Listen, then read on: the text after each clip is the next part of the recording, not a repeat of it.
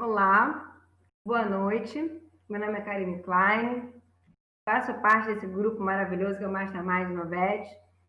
A gente estuda há alguns anos esses assuntos de medicina integrativa e a cada encontro a gente sempre aprende mais um com os outros dentro do nosso próprio grupo e com vocês. É a primeira vez que a gente faz online, é uma experiência bem diferente e a gente vem aqui dividir com vocês a nossa experiência do que a gente faz no nosso dia a dia e do que a gente aprendeu com o nosso próprio grupo. A gente aprende muito a cada encontro, mesmo nesse online, assistindo os colegas, sempre tem um novo aprendizado, uma nova abordagem, nunca nenhum evento é igual ao outro. E eu vim aqui falar de vocês de nefrologia. E como em todo grupo sempre tem um gateiro, eu sou a gateira da turma, né? Então vamos falar um pouco sobre os felinos.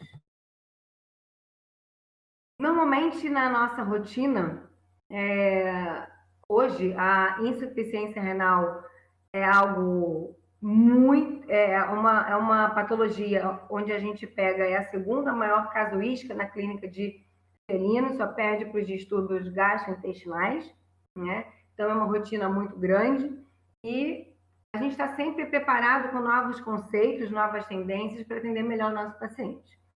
Principalmente relacionado à doença renal, eu vou falar que primeiro, no geral, não necessariamente vou dividir ela em aguda ou crônica, porque quando a gente faz a medicina integrativa, tanto na aguda quanto na crônica, o paciente está inflamado.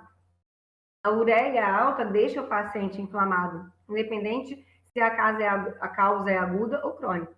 Então, a gente vai ter que usar o mesmo conceito de inflamação, de combater o estresse oxidativo, seja na injúria renal aguda ou na doença renal crônica. Porque a uremia vai causar um estresse, um processo inflamatório que o combate é da mesma forma. Então, normalmente, os pacientes chegam como para a gente? Eles não chegam numa fase inicial de disfunção renal, né, injúria renal, porque nessa fase os animais não têm sintomas. A injúria renal aguda no começo e na crônica, a ureia e a creatinina elas são normais. Quando começa a ter um declínio muito rápido, aí sim a gente começa a ter sintomas. Das causas congênitas, a gente vai ter nos gatos a doença policística, nos persas e himalaios, a amiloidose nos abissínios e siameses, que a gente praticamente não fecha diagnóstico pela falta de biópsia, e nas causas adquiridas, as glomerulonefropatias, as infecciosas, neoplásicas, mecânicas, né, como trauma, que a gente fala pouco na veterinária, e por consequência de uma IRA, injúria renal aguda, 3 meses depois, cientificamente falando, de acordo com o Posey, a gente já tem uma alteração crônica nesses pacientes. E muitas causas são idiopáticas. Muito importante reconhecer que a gente tem muitas causas não reconhecidas que vêm em detrimento da alimentação inadequada, do perfil inflamatório e principalmente da desbiose, que vocês ouviram tanto falar hoje durante o dia. Aqui nesse quadro, nós temos aqui um quadro que foi publicado em 2015 pelo Arquivaldo, em que ele mostra que a maior parte da rotina dele no hospital são pacientes felinos com afecções digestórias, e a segunda maior casuística de atendimento são as afecções urinárias, dentre elas urinárias e renais. Segundo as literaturas antigas, a gente pode ver, e antigas mesmo, coloquei aqui, fiz questão de botar 87, 92, 2004, 98. O que esses 4 artigos aqui, aliás, eu botei mais que 4, os 7 artigos que eu botei aqui falam, resumidamente, e que a doença renal crônica em felinos, ela pode ocorrer em qualquer idade. Eu vou resumir tudo nesse artigo aqui do Lulich, em 92, onde ele disse que 37% dos gatos afetados com doença renal crônica eram mais jovens que 10 anos, estavam entre 10 e 15 anos, e 32% acima de 15 anos, ou seja, se parar para pensar, praticamente 1/3 para cada um. Então, não só a injúria renal aguda pode acontecer em qualquer idade, mas a doença renal crônica em felinos também pode ocorrer em qualquer idade. Então, sinais mais comuns quando o paciente chega para a gente, infelizmente, já é um estágio muito avançado. O animal já tem anorexia, prostração, poliúria e polidipsia. E às vezes a gente está conversando com o tutor numa consulta e pergunta: como é que está o alimento? Parou de comer, por isso que eu vim aqui. Ou passou a vomitar, por isso que eu vim aqui na consulta. Normalmente já é nesse estágio. E quando o animal para de comer ou diminui o apetite, está frustrado, já é um estágio mais avançado. Normalmente a gente já tem uma uremia, a gente já tem mais de 75% de dano renal. Porque para ele ter esses sintomas, essa creatinina já está alta. E se ela já está alta, a gente já comprometeu 75% do rim. Pode ser agudo ou pode ser na crônica. E o primeiro sinal, qual seria? Poliúria e polidipsia. Só que aí você pergunta para o tutor, tá urinando bem? Tá urinando uma maravilha.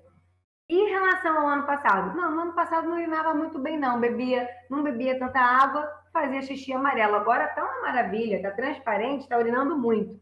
Então, essa percepção para o tutor é de um bom sinal, quando na verdade é o primeiro sinal de um dano renal, de uma injúria renal, principalmente a doença renal crônica. Então, isso para cães e para gatos, né? E acaba que isso deixa o paciente chega mais tarde para a gente, porque justamente o que é o primeiro sinal, eles acham, o tutor leigo acaba achando que é um sinal positivo. E aí o animal começa a desidratar e entra em constipação. E aí começa a desequilibrar esse intestino, né? Sendo que a alteração, né, causada por uma uremia, né, esse processo inflamatório causado por uma uremia já deixa esse paciente bem desbalanceado e vai desequilibrar o intestino também. Num caso mais avançado, se a injúria renal aguda não for tratada a tempo e se transforma numa crônica, a gente vai ter evolução para anemia. Em casos extremamente avançados, uma úlcera oral e edema por hipoalbuminemia. Então, esse quadro aqui de necrose de língua não é comum em felinos, a gente vê mais em cães, e nos dois casos são quadros terminais. Então, normalmente o paciente chega muito magro, desidratado, essa foto da Tatiana Mourão, do nosso livro, no estado do escopo corporal muito complicado, esse paciente tem desbiose, né? Esse paciente está muito oxidado, está muito inflamado e caquético, né? A falta de alimentação adequada é extremamente prejudicial para qualquer recuperação, né? Qualquer dano, como o Luiz mesmo falou. Se você tem dano celular, não tem tratamento nenhum que vai fazer efeito. Você pode pegar um artigo, inibidor da ECA, hidróxido de alumínio, dieta equilibrada, dieta renal, você pode fazer o que for. Se esse paciente inflamado desse jeito, desidratado e desnutrido, não vai responder ao tratamento convencional, porque as células estão inflamadas, esse paciente está todo glicado, ele precisa de um deglicante, é por isso que cai muito bem o Renavast nos pacientes com injúria renal, porque o diagnóstico dele é muito tardio e cai muito bem nesse tipo de paciente. Poliúria e polidipsia, perda de peso e vômito.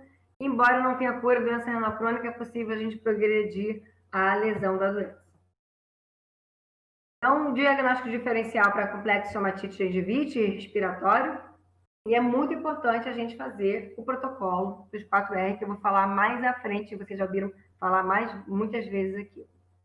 Nos quadros mais avançados, agora eu já estou entrando mesmo na doença renal crônica, o paciente pode ter hipertensão, que é muito comum hipertensão em gatos com doença renal crônica, ou endocrinopata, diabético, ou com hiperaldosteronismo.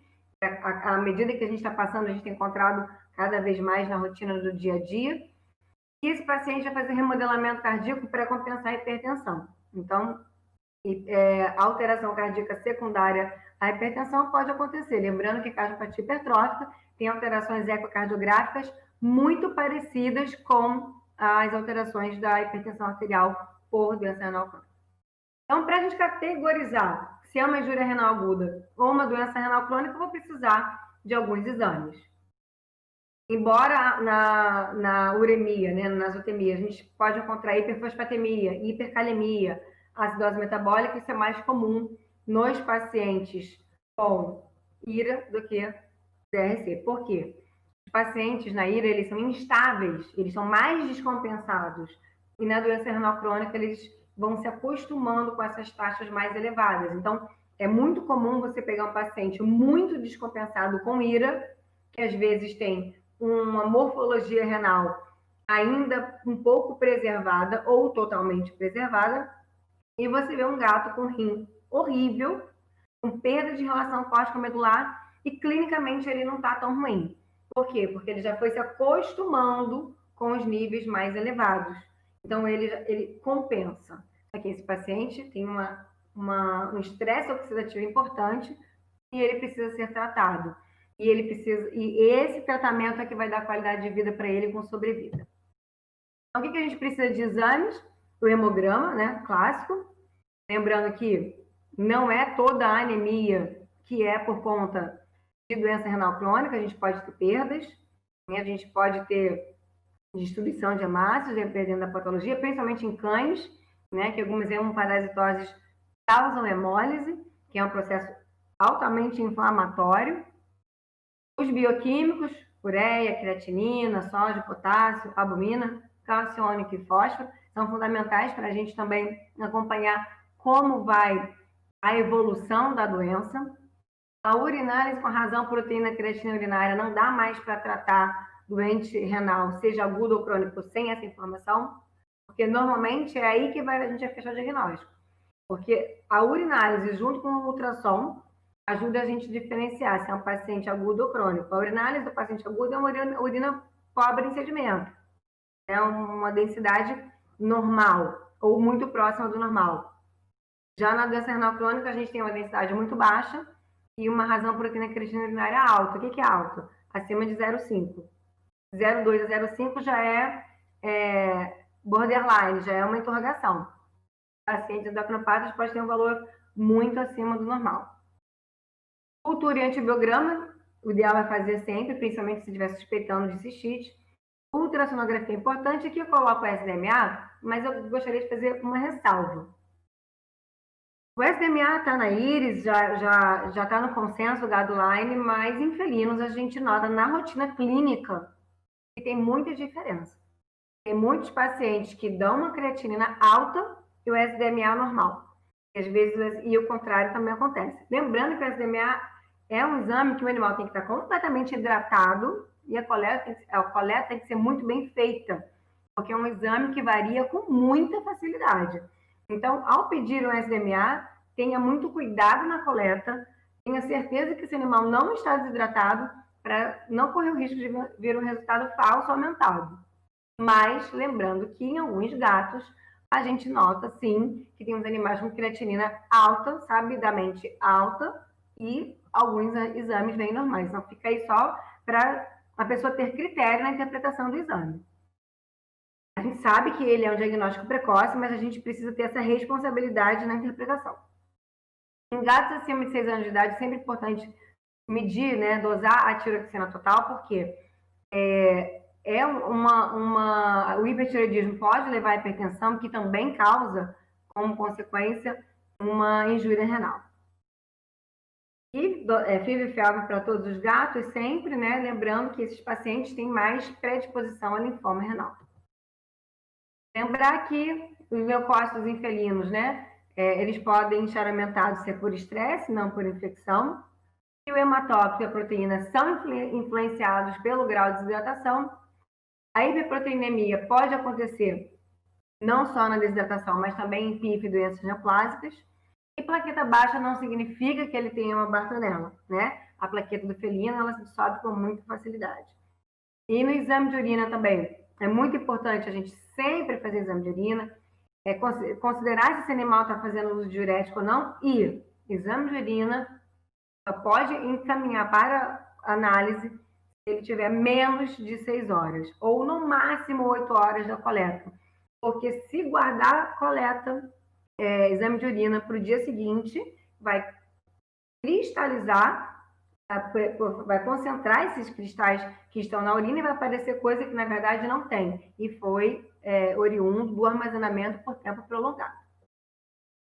Então, não vou explicar aqui o guideline da IRIS, mas só para dizer, inclusive ele já tem atualizado em 2019, onde eles acrescentaram o SDMA. Então, hoje, os veterinários, em geral, a gente fala a mesma língua. Ah, eu acho que esse animal está no estágio 2, isso não existe mais. O guideline ele já dividiu a doença renal crônica em 1, 2, 3 e 4. Esse estadiamento, ele já está atualizado em 2019. Também tem o da injúria renal aguda. Tem em relação ao estadiamento segundo a proteinúria, abaixo de 0,2 é normal, acima de 0,2, 0,5 é borderline, vai ser transitório, acima de 0,5 é aumentado, em gatos acima de 0,4. Já tem a classificação de hipertensão, que foi atualizada recentemente, né? Então, 140 de sistólica é o valor normal, até pouco tempo atrás era considerada 150 de sistólica. Também tem isso aqui no guideline da IRIS, né? Até para saber quando começar a tratar ou não. Se é um paciente proteinúrico com pressão normal, você usa o inibidor da ECA numa dose baixa. Se é um paciente com 15 para 16, né? 15 é pré-hipertensivo, ou seja, o risco é muito baixo de danos de órgãos-alvo. Então, você pode considerar medir a pressão desse paciente em um estado mais tranquilo, de repente marcar o primeiro horário do dia, ou diminuir o estresse dele na recepção, de espera. Então, é importante avaliar o grau de estresse também. Acima de 16 já é um moderado, já deve ser tratado esse paciente. Aí você pode pensar no inibidor da ECA ou na amlodipina, que é a primeira escolha, para casos hipertensivos. E acima de 18, sempre o fármaco de primeira escolha ainda é a amlodipina, porque o risco de danos de outros órgãos é muito alto. Então, tem todo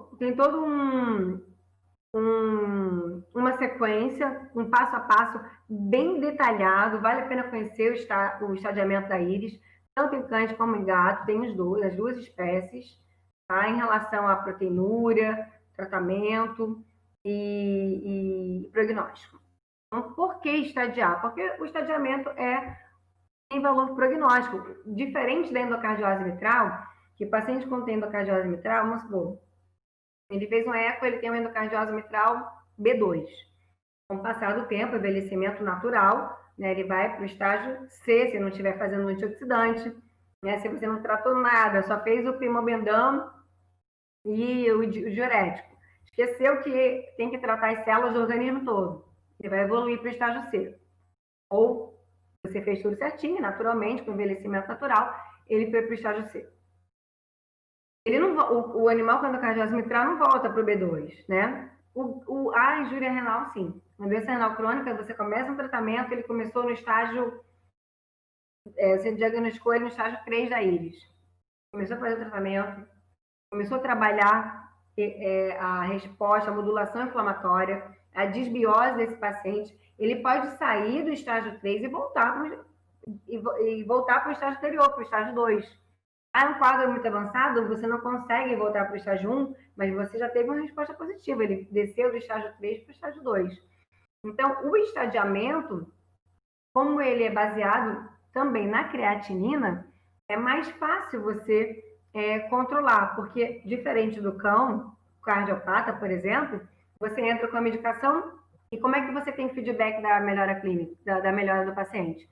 Só de controle clínico, você já sabe, o animal vivia engasgando, e com a medicação, 48 horas, 72 depois, ele já está tossindo bem menos, ou engasgando quase nada. E a doença renal, como é que você vai saber?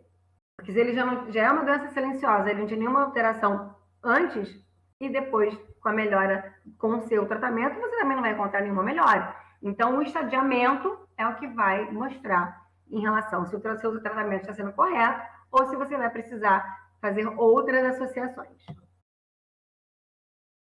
Então, tratamento preconizado, né? Injúria renal aguda é tratar a causa é injúria renal aguda, né? A causa de base. Tratando a causa de base, resolve o problema. Não conseguiu resolver o problema, não descobriu qual é a causa ou o encaminhamento foi tardio.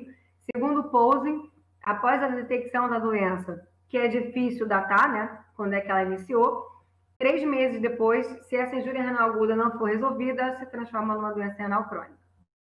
Então, qual é o objetivo do tratamento? É o conservador, né? É minimizar os distúrbios hídricos, eletrolíticos, ácido básico, endócrino, nutricional e todas as alterações que vêm numa doença renal crônica com um tratamento conservador. A falta aqui é de um gato fazendo hemodiálise, mas a hemodiálise é para o paciente descompensado. Eu trabalho com hemodiálise, eu amo trabalhar com hemodiálise, mas é a minoria dos pacientes na minha rotina.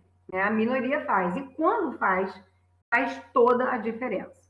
Porque é aquele paciente crítico que precisa, de fato, de uma terapia mais rápida. Hemodiálise significa ganhar tempo. Então, o protocolo conservador é fluidoterapia, né? Você diagnosticou o paciente tem anemia. Fluidoterapia, nutrição, eu preciso dar suporte energético para esse paciente, porque ele nunca vai recuperar nenhum estado de convalescência se ele não tiver energia metabolizável. E se ele não melhorar nessas 48 horas, considerar a hemodiálise. Não estou falando reverter. Né? Em 48 horas ele não está começando a apresentar um declínio, índice de ureia, creatinina, fósforo, equilíbrio dos eletrólitos, considerar a hemodiálise como uma opção terapêutica, porque ela acelera essa resposta. Às vezes você não consegue fazer a fluidoterapia que o animal precisa, porque ele é cardiopata. Então, se você fizer um fluido mais rápida, ele faz edema ou efusão pleural. E talvez a hemodiálise consiga secar o paciente, você poder fazer a fluidoterapia que precisa e, ao mesmo tempo, reverter a uremia e a acidose metabólica que esse animal possa apresentar. Não vou entrar em detalhes minuciosos do tratamento da doença renal crônica, mas só para lembrar, porque aqui tem algumas referências. Na proteinúria, a gente usa o inibidor da ECA, que pode ser o nalipril ou o benazepril. A amilodipina, ela é utilizada como primeira escolha nos gatos, mas em geral a gente usa nos pacientes com hipertensão como primeira escolha. A telmisartana, apesar dos artigos falarem que ainda está em estudos, a gente já sabe que na prática, e a gente já tem alguns artigos muito bons em relação ao telmisartan, tem excelentes resultados, principalmente nos gatos diabéticos. A eritropoetina, apesar de ser humana, é uma opção para tratar esses pacientes com anemia. E, junto com a eritropoetina, o Hemocare Green, por ter um ferro quelado, que é um ferro que os animais não vomitam, né? É uma boa opção, apesar de que nem todos os pacientes precisam de ferro, né? Porque na anemia da doença renal crônica, ele não tem uma deficiência ferropriva, ele não tem falta de ferritina. Porém, os artigos todos, 100% dos artigos na veterinária indicam que é necessário suplementar com ferro. Aqui tem animal que não tolera bem o ferro, e o ferro do Hemocare Green, de fato, é um ferro pelado, e dificilmente o cão é tranquilo, mas o gato tem intolerância a essa forma de apresentação. Então, a eritropoetina, se o animal tiver evidências de diminuição de eritropoetina, ou seja, em casos crônicos. Esse aqui é meu artigo, um artigo meu, sobre hemodiálise. Foram 22 gatos fazendo hemodiálise. A gente avaliou o protocolo anestésico para esses pacientes, mas com a prática cat-friendly a gente usa cada vez menos anestesia nesses pacientes. A gente pode fazer hemodiálise ou diálise peritoneal, mas com o advento da hemodiálise, a hemodiálise cada vez mais moderna, com modernos materiais, insumos, né? Todos eles são importados, a gente consegue dialisar cada vez mais animais pequenos, e como a hemodiálise ela tem uma segurança infinitamente maior que a diálise peritoneal, porque a máquina conversa com a gente, ela tem um controle de pressão arterial venoso, condutividade, pressão transmembrana, acaba sendo que, para quem trabalha com as duas modalidades, acaba preferindo fazer hemodiálise porque é mais segura, e também porque ela reverte no tempo menor. A diálise peritoneal também é boa, ela funciona, só que o encaminhamento tem que ser antes, né? Se você quiser reverter a uremia. Na medicina humana, a peritoneal é muito utilizada, mas tem que lembrar o seguinte: na medicina humana, esses pacientes que fazem de forma crônica, tanto a hemodiálise quanto a diálise peritoneal, eles fazem para evitar entrar em crise urêmica. E no nosso paciente, na veterinária, a grande maioria é para sair da crise urêmica. E isso faz total diferença. Por isso que, às vezes, a diálise peritoneal, erradamente, né, equivocadamente, ela é mal falada, não funciona. Ela funciona, ela é ótima. O problema é que o nosso paciente tem encaminhamento tardio porque demora a mostrar sintomas. E por isso que a hemodiálise, por ganhar tempo, que a diálise peritoneal faz em 4 dias, a hemodiálise faz em 2 horas. Então, no nosso paciente, ainda mais o felino, e quanto menor o tempo de hospitalização, melhor. Quem me encaminha paciente para hemodiálise sabe que eu preconizo isso na internação de felinos.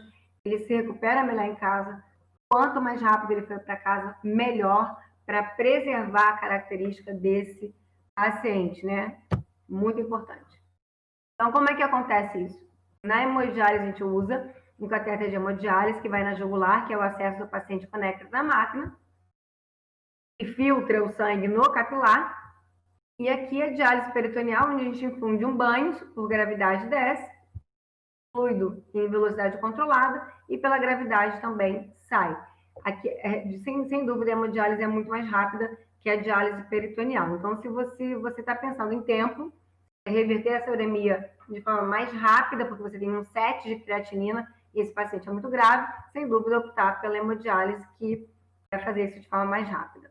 Hoje, com a prática cat friendly, os gatos gostam de toquinha, né, de ficar tocado, então é bem tranquilo, a gente não precisa mais sedar animal para fazer hemodiálise.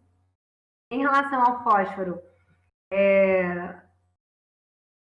apesar dos artigos falarem que se você não atingir a normofosfatemia em 2 a 4 semanas, aí sim você entra com quelante de fósforo, mas na prática clínica não é o que a gente faz, a gente já entra com quelante de fósforo, a gente tem aí carbonato de cálcio, hidróxido de alumínio.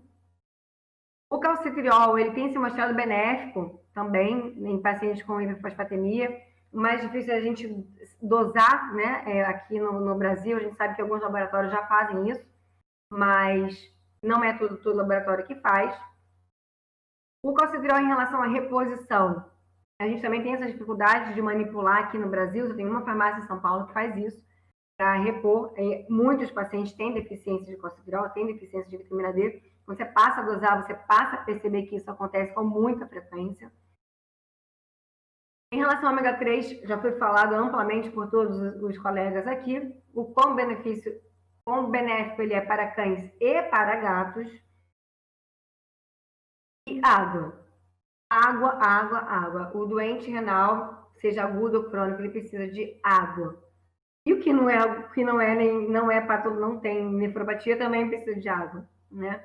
Não só de dieta adequada, mas água também. Só que água sem medo. Às vezes você está conversando com o tutor e você fala, onde é a água? Onde está a água do gato? A água do gato, a caixinha, está lá na área de serviço, do lado da máquina de lavar roupa. O gato tem medo de beber água, tem medo de urinar, vai ficar retendo urina, porque ainda mais com aquela máquina antiga que sai andando, né, que faz barulho. Não, gente, a água é água espalhada pela casa. O felino precisa ter, o canino também, mas o felino principalmente, o estímulo visual estimula a beber água. Isso acontece com a gente. Às vezes a gente nem quer beber água e aí vê aquela jarra de vidro suando geladinha, a gente já quer beber. Então, a mesma coisa para os cães e gatos, né? Não só para os felinos. E se esse paciente não está se alimentando bem, não poupar com a sonda. Seja ela, na internação, eu gosto de fazer a nasogástrica, se não for persa, né? Porque o persa a gente não consegue passar a sonda naso, aí a gente precisa fazer esofágica. E você, como eu gosto de liberar o paciente o quão possível para casa logo, para tirar o felino da internação, que já é estressante, por mais cat friendly que seja, eu gosto muito da sonda esofágica, é uma prática da minha rotina, porque aqui a gente consegue manter a nutrição adequada, balanceada e fazer todos os suplementos sem estresse, porque falar de suplemento é lindo, de antioxidante é lindo, vai fazer no gato, né? É muito difícil. No segundo dia, só de mexer na caixinha, o gato some. E aí, tutor se vira? A sonda esofágica é um grande aliado, porque ele consegue fazer toda a terapia antioxidante, os suplementos, o alimento, e a gente tem o Salute, a gente tem o Reability, e o Salute na sonda é muito bom, porque ele é mais fácil, mais concentrado, o paciente que está mais debilitado. E a gente consegue fazer água. Então, o paciente nem precisa fazer soro subcutâneo em casa, porque você consegue dar toda a quantidade de água. O soro subcutâneo serve para hidratar, né? Somente para hidratar. E se eu faço água aqui, eu não preciso de soro subcutâneo. Então, o que a gente tem aí em relação à vacinação do gato idoso, né? Considerar quando parar de vacinar, que a gente já sabe que é um fator de risco para desenvolvimento de doença renal crônica, excesso de vacinação, além de outras patologias. Sempre fazer exame de fundo de olho. Engraçado que eu não sei por quê. A grande maioria dos gatos que eu pego com deslocamento de retina, que tem hipertensão com deslocamento, é na minha consulta, na minha rotina de consulta. E na emergência eu quase não pego. Deveria ser o contrário, né? O paciente descompensado pegar com deslocamento de retina que está hipertenso. E eu pego muito na rotina. Veio fazer uma consulta nefro-urológica, que tenha alguma alteração, viu um cálculo, e aí meço a pressão, exame de fundo de olho, e o animal tem pressão alta e já tem deslocamento de retina. Então, é mais comum do que o que a gente imagina. O inibidor DECA mais utilizado em felinos ainda é o benazepril, mas a gente sabe que benazepril e enalapril praticamente não tem diferença em prática clínica, tá? São praticamente iguais. A temozartana é um receptor, ele é seletivo de receptor AT1, então o uso em conjunto é muito benéfico, principalmente nos pacientes com proteinúria, é importante. De fato, tem excelente resultado com esse fármaco atualmente e usado em associação também. E aqui, para finalizar, um caso bem rapidinho do gordo. O gordo eu atendi em 2018. Ele chegou desidratado. Ele teve um quadro agudo. Ele chegou com pupilas dilatadas, ele chegou com desidratação, com plaquetas normais, uma ureia de 387, uma creatinina de 7,6. O primeiro passo é hidratar o paciente para saber qual é, de fato, a alteração desse paciente, né? Qual é o valor real do hemograma da ureia e creatinina. E ao hidratar, ele apresentou hematócrito de 43, 21 mil leucócitos com bastões, se tem uma infecção. A ureia baixou para 290, a creatinina ainda continuou muito alta ali na casa de 7,5. A ultrassonografia não revelou alterações importantes da arquitetura renal e a densidade 1011. Então, o gordo, a gente optou, como ele baixou muito pouco em 24 horas, então a ureia de 387 e a creatinina de 7,6, nós fizemos 2 sessões de hemodiálise, chegamos a 99 de ureia e 2,2 de creatinina. Caberia mais uma hemodiálise? Caberia, mas o gatinho já estava bem estressado. Eu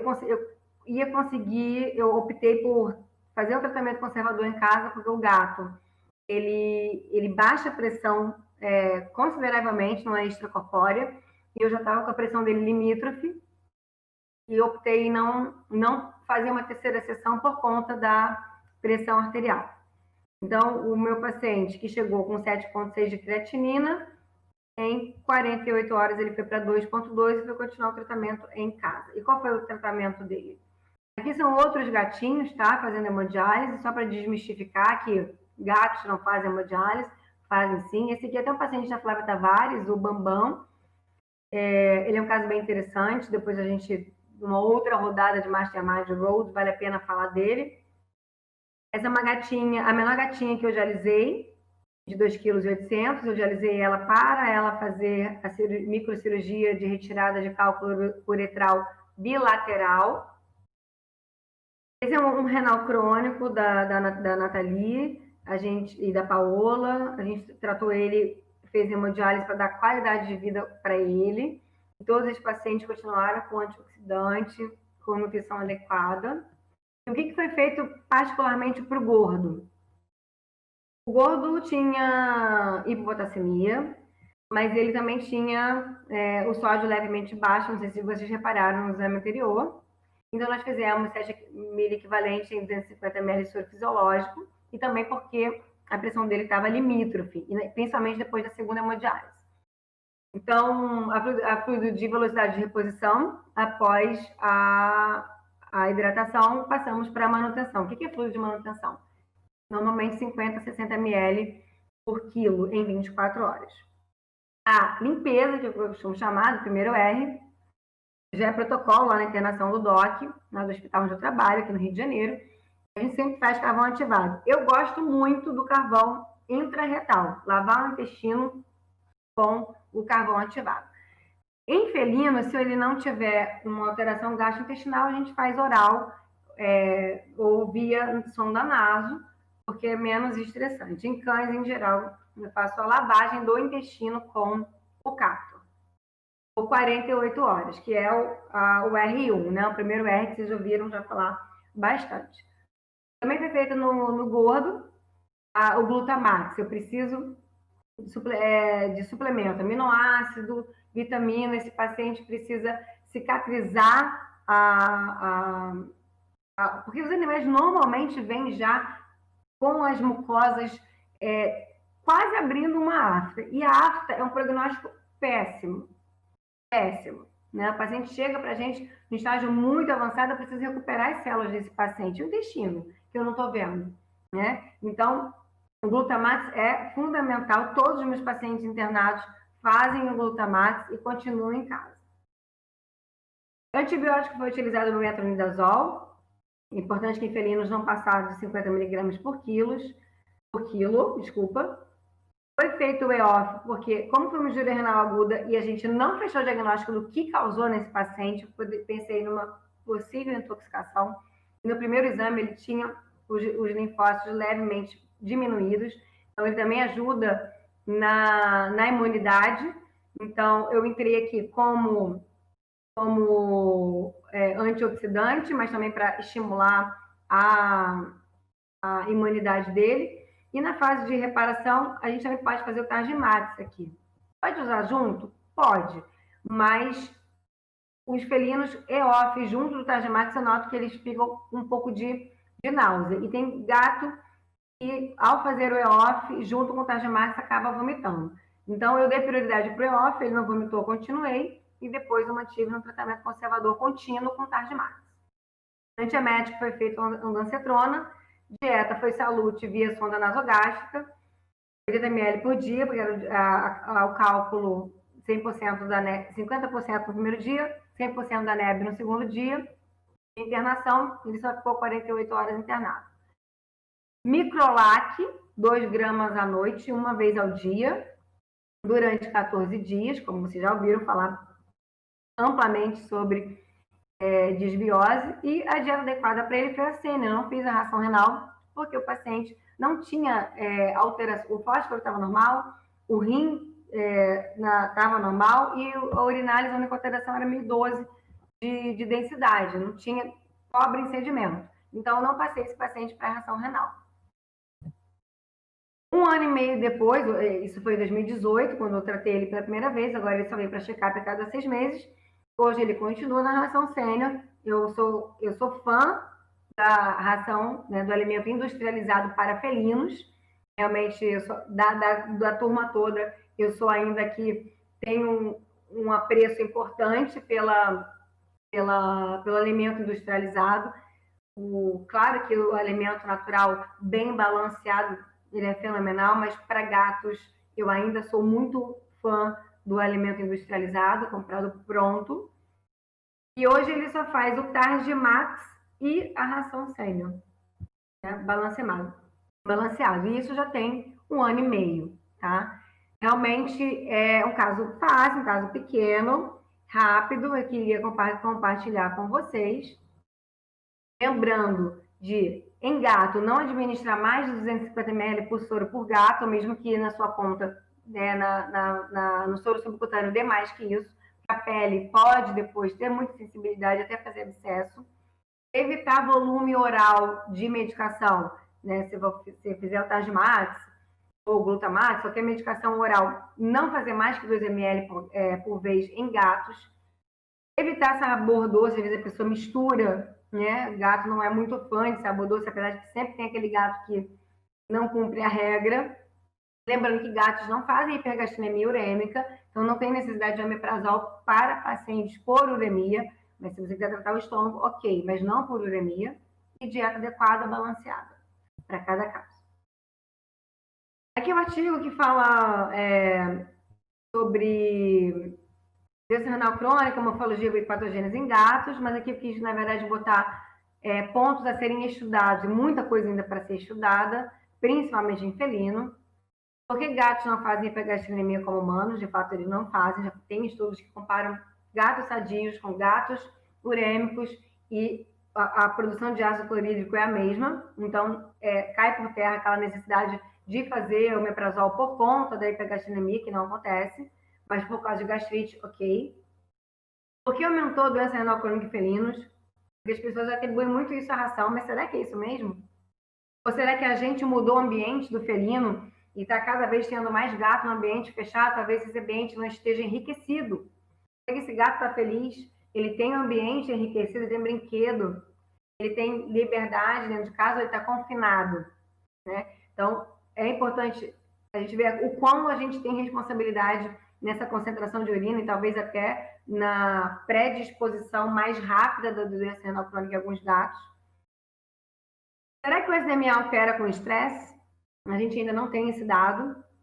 E com hiperglicemia em felinos? Por que muitos diabéticos não dão alteração no SDMA? A gente não sabe. Proteinúria, o IECA é sempre indicado? A princípio é. E a camisartana? Outra coisa que a gente deve considerar. Quando fazer um, quando fazer crônico, quando fazer outro, e pensar, né? Claro, eu começo sempre com o inibidor da ECA. Né? Não está respondendo bem, passou 1, 2 meses de tratamento, não respondeu bem, ou eu associo, ou eu mudo para camisartana. Eletroforese de proteína em breve, né? Quando isso for acessível para a rotina dos veterinários, vai ajudar a elucidar metade dessas dúvidas aqui, porque muitas vezes a proteinúria não é de origem glomerular. Então, não significa que proteína na urina é doença renal crônica. Às vezes é uma infecção, às vezes é uma inflamação, e não é de origem glomerular. O FGF23, né, que é muito dosado rotineiramente na medicina humana, é um preditor de azotemia em gatos, mas a gente ainda não tem disponível na nossa rotina. Quando tiver, acredito que vai mudar muito aí a nossa conduta nos pacientes com insuficiência renal. Muito obrigada, eu sou Karine Klein, esse é o meu Instagram, convido vocês para me seguir, conhecer meu trabalho. Esse é o meu celular, esse é o meu site, o site da editora do meu livro. Eu trabalho no DOC, Hospital Veterinário, primeiro andar é o hospital, e o segundo, os andares de cima são o CDMV Cursos, onde eu também ministro aula. Foi um prazer enorme estar aqui com vocês. Me sigam no Instagram e quem quiser me mandar algum recado, eu respondo por lá. Muito obrigada.